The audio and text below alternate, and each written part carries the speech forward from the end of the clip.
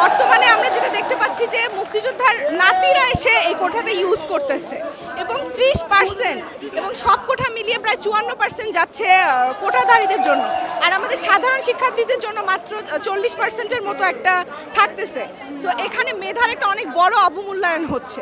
So এই অবমূল্যায়নটা আমরা অবশ্যই সাধারণ শিক্ষার্থীরা মেনে নিতে পারি না আমাদের দেশের উন্নতির জন্য। আমরা শুধু যে মুক্তিযোদ্ধা কোঠার বিপক্ষে তা না, আমরা পুষ্য কোঠা সহ যত ধরনের কোঠা আছে সব কিছুর বিপক্ষে। শুধুমাত্র যারা অনগ্রসর জাতিগোষ্ঠী আছে অথবা যারা প্রতিবন্ধী তাদের জন্য কিছু কোঠা রাখা যেতে পারে, কিন্তু মুক্তিযোদ্ধা কোঠা এবং পুষ্য কোঠা নামক আরেকটা অদ্ভুত কোঠা এদেশে আছে। এবং পুষ্য কোঠা যাদের বাবা মা অলরেডি কর্মকর্তা, অলরেডি বড় বড় পজিশনে আছে রাষ্ট্রের, তারা কি করে সুবিধা বঞ্চিত হয়, তারা কি করে অনগ্রসর জাতি হয়? ওদেরকে কোটা দেওয়া মানে এটা স্পষ্টত বৈষম্য, এটা জমিদারি প্রথার মতো হয়ে যাচ্ছে।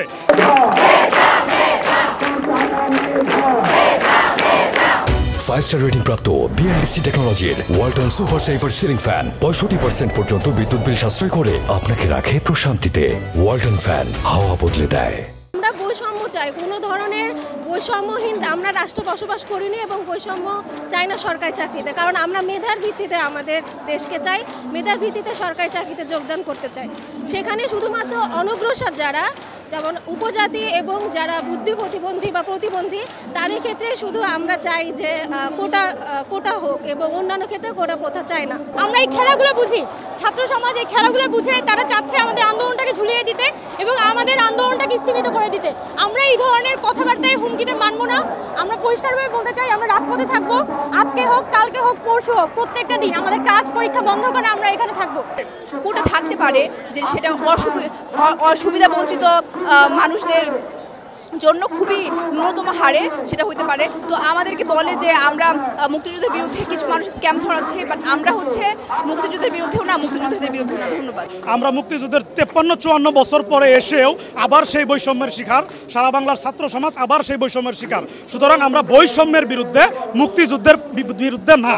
যতদিন না আমাদের আন্দোলনটা সফল হচ্ছে ততদিন আমরা এই রাজপথে থাকবো ইনশাল্লাহ। কোঠার জন্য প্রকৃতপক্ষে যারা মেধাবীরা আছে, মেধাবীরা তাদের যে প্রকৃত অধিকার, এই অধিকার থেকে পিছিয়ে যাচ্ছে। আপনি যদি দেখেন সরকারি দ্বিতীয় এবং তৃতীয় শ্রেণীর চাকরি থেকে শুরু করে যত প্রকার চাকরি আছে এখানে 56 থেকে শুরু করে 90% কোঠা আছে। এর ফলে কি হচ্ছে, যারা প্রকৃত মেধাবী, যারা ওই চাকরির যোগ্য, এদের কাছে যে ওখানে সুযোগ পাচ্ছে না। এজন্য আমরা মনে করি কোঠার কি কোনো প্রয়োজন নাই, কিন্তু কিছু সংখ্যক কোঠার প্রয়োজন আছে। যেমন যদি মনে করেন প্রতিবন্ধী প্লাস সুবিধাবঞ্চিত কিছু উপজাতি আছে আমাদের, তাদের হচ্ছে একটু কোঠার প্রয়োজন আছে। তা বাদে যে কোঠাগুলো আছে, মুক্তিযোদ্ধা কোঠা সহ শুরু করে বাকি যে কোঠাগুলো আছে, এই কোঠাগুলো কোনো প্রয়োজন নাই।